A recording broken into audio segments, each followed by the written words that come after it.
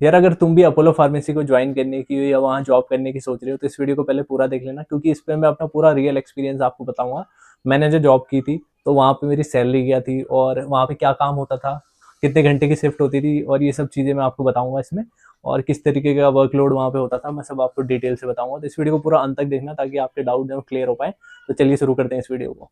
तो सबसे पहले बात करूंगा अपोलो फार्मेसी की। लगभग इनके 6,000 से ज़्यादा स्टोर्स हैं पूरे इंडिया में, और बहुत सारे इनके हॉस्पिटल्स भी है। मोर देन 60+ हॉस्पिटल्स इनके पूरे इंडिया में। तो एक बहुत ही बड़ा ग्रुप है ये, और लगभग काफ़ी बड़ा चेन है, पूरे इंडिया में फैला हुआ है अपोलो फार्मेसी और अपोलो हॉस्पिटल।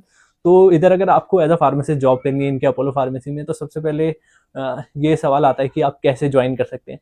तो diploma in pharmacy D pharm वाला या bachelor in pharmacy B pharm दोनों ही यहाँ पे जॉब कर सकते हो। फ्रेशर और एक्सपीरियंस दोनों के लिए जॉब रहती है। अलग अलग स्टेट्स में इनकी वैकेंसी रहती है। तो जो भी अपोलो फार्मेसी में आप जॉब करना चाहते हो, जिस भी स्टेट में जॉब करना चाहते हो, उसके अलावा अप्लाई करने के लिए आपको सबसे पहले या तो naukri.com में इनकी वैकेंसी रहती है, वहाँ से आप चेकआउट कर सकते हो, और या तो आप इनके ब्रांच में जाके डायरेक्ट अपना रिज्यूम दे सकते हो और इनके ब्रांच में जाके कांटेक्ट कर सकते हो कि भाई मुझे वैकेंसी की जॉब की रिक्वायरमेंट है। तो ये बता देंगे आपको कि वैकेंसी है कि नहीं है उनके उधर, और आप अपना रिज्यूम देना या आपको कांटेक्ट कर देंगे जब भी उनके पास वैकेंसी होगी। और वैकेंसी ना आती ही रहती है इसमें। ऐसा नहीं है कि वैकेंसी इस महीने आएगी, तो हर महीने लगभग लगभग मतलब इनकी रहती है, रेगुलर कंटिन्यू रहती है वैकेंसी। तो ऐसे इस तरीके से फिर उसके बाद क्या होता है कि आपका इंटरव्यू राउंड होता है। इंटरव्यू आप बुलाएंगे इंटरव्यू के लिए।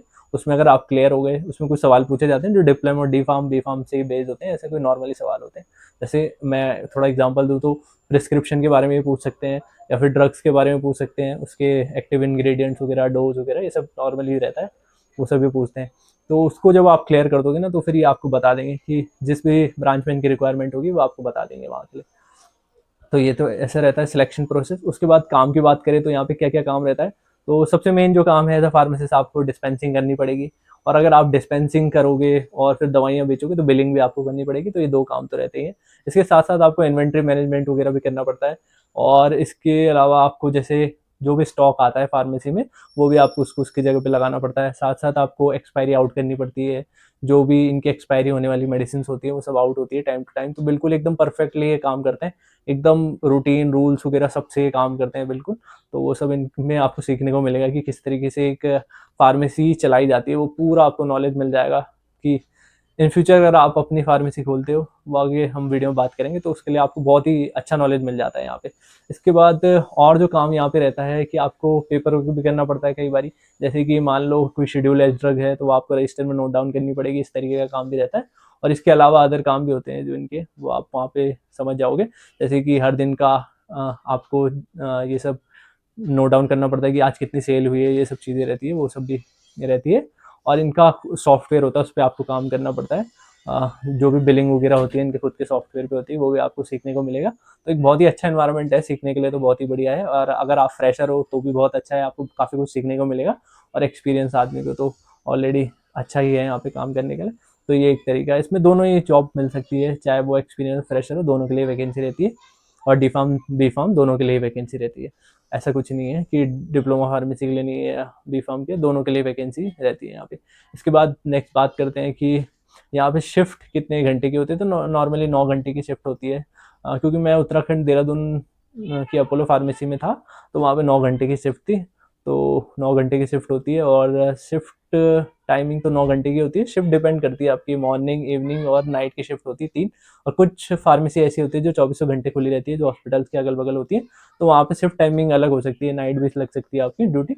वो सब डिपेंड करता है, वो आपको कि कौन से शिफ्ट मिलती है वो डिपेंड करता है, वो चेंज होती रहती है टाइम टू टाइम। तो वो एक अलग हो गया। इसके अलावा वहाँ पे आपको सैलरी की अब बात करते हैं कि सैलरी कितनी मिलती है। तो उत्तराखंड में जो सैलरी है ना, वो एज अ फ्रेशर आपको लगभग 14-14.5 इन हैंड सैलरी मिल जाती है। और उसके बाद जैसे कि आपका टाइम के साथ साथ, एक्सपीरियंस के साथ साथ, वो सैलरी फिर इंक्रीमेंट होता है उसका। वो हर 1 साल बाद सैलरी बढ़ती है वहाँ पे। तो वो उसकी तरह रहता है। और बाकी पीएफ वगैरह कट के एज अ बेसिक सैलरी जो इन हैंड आपको मिलती है 14-14.5 मिलती है।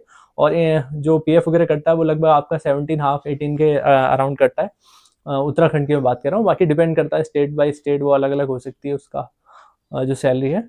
और ये सब इस तरीके से रहता है। बाकी एक्सपीरियंस के लिए सैलरी थोड़ा अलग हो सकती है कि आपको थोड़ा ज़्यादा मिल जाए अगर आप एक्सपीरियंस हो, वो डिपेंड करता है। इसके बाद बात करते हैं कि क्या-क्या फ़ायदे होते हैं अपोलो फार्मेसी में जॉब करने के। तो सबसे पहला फ़ायदा तो ये है कि आप इतनी बड़ी इन्वेंटरी में काम कर रहे हो। भाई जिनके 6000 से ज़्यादा स्टोर्स हैं पूरे इंडिया में, वहाँ आपको काम करने का मौका मिल रहा है। इतने बड़े अ, कंपनी में आपको काम करने का मौका मिल रहा है, तो काफ़ी कुछ सीखने को मिलता है आपको कि किस तरीके से फार्मेसी बिज़नेस चलता है, रन करता है। कल को आप अपना खुद का मेडिकल स्टोर खोलते हो, तो उसके लिए आपको बहुत कुछ सीखने को मिलता है यहाँ पे कि किस तरीके से एक मेडिकल स्टोर रन किया जाता है, क्या-क्या प्रोटोकॉल्स होते हैं, किस तरीके से अ, ये काम करते हैं, किस तरीके से इन्वेंटरी मैनेजमेंट होता है, stock in, stock out, expiry out, ये सब आपको सीखने को मिलता है। साथ ही साथ बिज़नेस करने का आपको एक आइडिया आ जाता है और बाकी आपको शेड्यूल्स वगैरह में नॉलेज होती है कि आपको भाई किस शेड्यूल की ड्रग्स है, तो उसको नार्कोटिक्स की ड्रग है तो उसको देना है, प्रिस्क्रिप्शन के साथ नहीं देना है। ये सब आपको सीखने को मिलता है यहाँ पे।